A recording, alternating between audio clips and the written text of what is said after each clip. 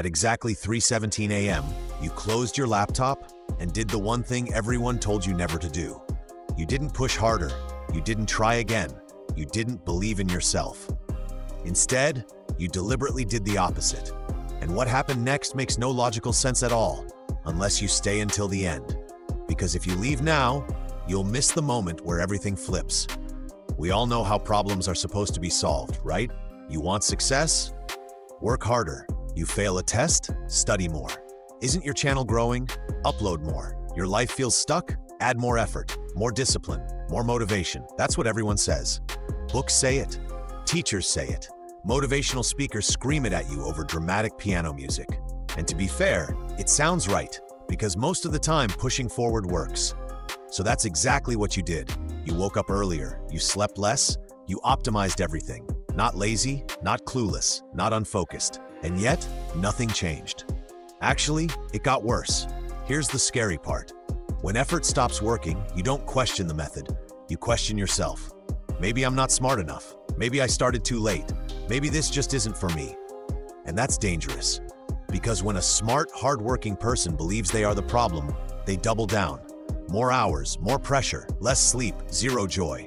That's where you were. Same desk, same room, same goals written on the wall. But every day felt like running on a treadmill. That only sped up. No progress, just exhaustion.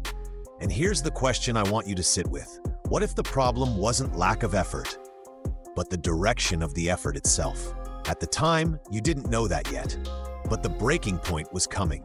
The breaking point wasn't dramatic. No yelling, no tears, no cinematic breakdown. Just silence. At 3:17 a.m., after another failed attempt, you stared at the screen and thought, what if I stopped trying to succeed?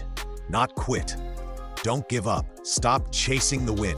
That thought felt wrong, almost illegal, because you're taught that moving backward means failure. But exhaustion does something interesting. It makes you consider ideas you'd normally reject. So you asked a dangerous question. What would happen if I aimed to fail on purpose? Not in life, just in this one system that clearly wasn't working. And this is where the story splits, because everyone else would push forward. You turned around. Layer 1, you removed the goal. First strange move, you deleted the goal. No success, no deadline, no outcome. Instead, you set a rule. I'm only allowed to do the part that feels useless. No optimization, no strategy, no performance pressure, just action without reward. And something unexpected happened. The fear disappeared, because you can't fail at something you're not trying to win. Layer 2, you did the opposite of improvement. Second move, instead of fixing weaknesses, you leaned into them. Bad at explaining? Explained anyway. Not confident? Spoke before feeling ready. Not original? Copied, then adjusted naturally. And here's the twist. What looked like mistakes became signals. Feedback arrived, patterns appeared. Not because you tried to improve, but because you stopped protecting your ego. Layer 3, you let go of control. This is the part most people miss. Reverse thinking isn't about being lazy. It's about releasing control where control is the bottleneck. The moment you stopped forcing results, the system started responding.